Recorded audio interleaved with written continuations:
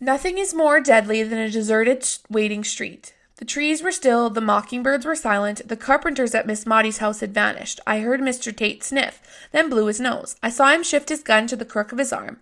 I saw Miss Stephanie Crawford's face framed in the glass window of her front door. Miss Maudie appeared and stood beside her. Atticus put his foot on the rung of a chair and rubbed his hand slowly down the side of his thigh. "There he is," he said softly. Tim Johnson came into sight, walking dazedly in the inner rim of the curve parallel to the Radley house. "Look at him," whispered Jem. "Mr. Heck said they walked in a straight line. He can't even stay in the road." "He looks more sick than anything," I said. "Let anything get in front of him and he'll come straight at it." Mr. Tate put his hand to his forehead and leaned forward. "He's got it all right, Mr. Finch." Tim Johnson was advancing at a snail's pace, but he was not playing or sniffing at foliage. He seemed dedicated to one course and motivated by an invisible force that was inching him toward us. We could see him shiver like a horse shedding fleas. His jaw opened and shut. He was a list, but he was being pulled gradually toward us. "He's looking for a place to die," said Jem. Mr. Tate turned around. "He's far from dead, Jem. He hasn't got started yet." Tim Johnson reached the side street that ran in front of the Radley place, and what remained of his poor mind made him pause and seem to consider which road he would take. He made a hesitant few steps and stopped in front of the Radley gate. Then he tried to turn around, but he was having difficulty. Atticus said, "He's within range, Heck. You better get him before he goes down the side street. Lord knows who's around the corner. Go inside, Cal."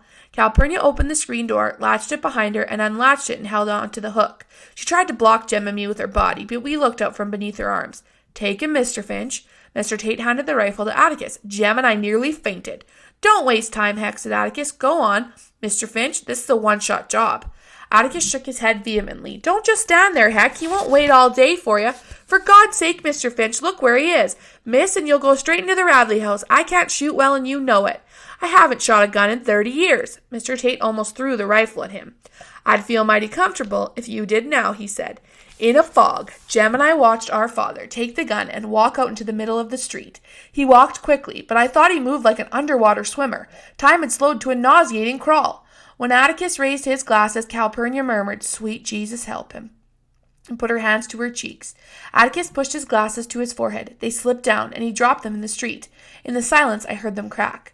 Atticus rubbed his eyes and chin, and we saw him blink hard. In front of the Radley gate, Tim Johnson had made up what was left of his mind. He'd finally turned himself around to pursue his original course up our street. He made 2 steps forward, then stopped and raised his head. We saw his body go rigid.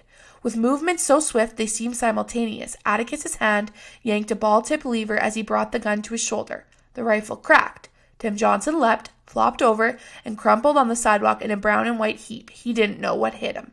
Mr. Tate jumped off the porch and ran to the Radley place. He stopped in front of the dog, squatted, turned around, and tapped his finger on his forehead above his left eye.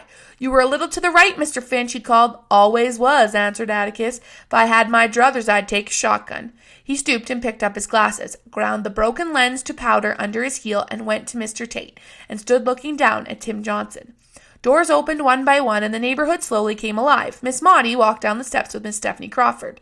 Jem was paralyzed. I pinched him to get him moving, but when Atticus saw us coming, he called, "Stay where you are."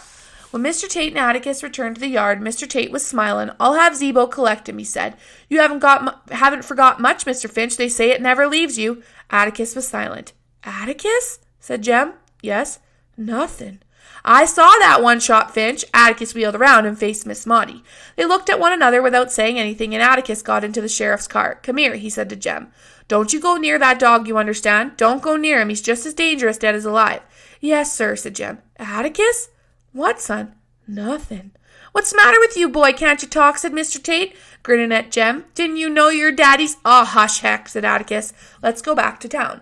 When they drove away, Jem and I went to Miss Stephanie's front steps. We sat waiting for Zebo to arrive in the garbage truck. Jem sat in numb confusion, and Miss Stephanie said, Who'd have thought of a mad dog in February? Maybe he wasn't mad. Maybe he was just crazy. I hate to see Mr. Harry Johnson's face when he gets in from the Mobile run and finds Atticus Finch has shot his dog. Bet he was just full of fleas from somewhere." Miss Maudie said Miss Stephanie'd be singing a different tune if Tim Johnson were still coming up the street, that they'd find out soon enough. They'd send his head to Montgomery. Jem became vaguely articulate. "Just see him, Scout? He just was standing there. Then all of a sudden he just relaxed all over, and it looked like that gun was a part of him. And he did it so quick, like I have to aim for 10 minutes before I can hit something." Miss Maudie grinned wickedly. "Well, now, Miss Jean Louise," she said, "still think your father can't do anything? Still ashamed of him?" No, ma'am, I said meekly. Forgot to tell you the other day that besides playing the Jew's harp, Atticus Finch was the deadliest shot in Macomb County in his time. Dead shot, echoed Jem. That's what I said, Jem Finch. Guess you'll change your tune now. The very idea. Didn't you know his nickname was Old One Shot when he was a boy?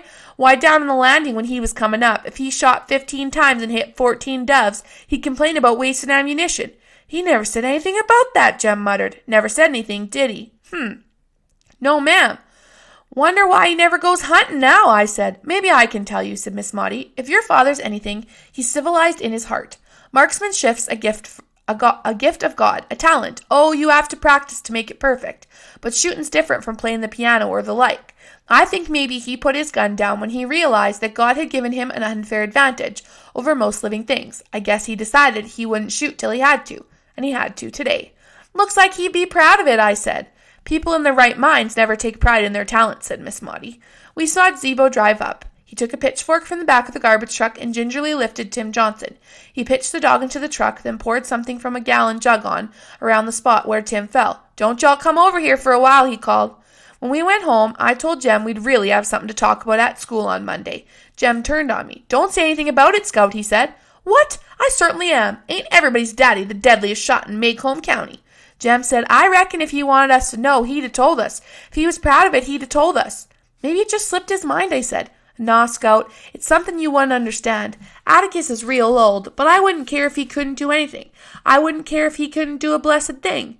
Jem picked up a rock and threw it jubilantly at the car house. Running after it, he called back, Atticus is a gentleman, just like me.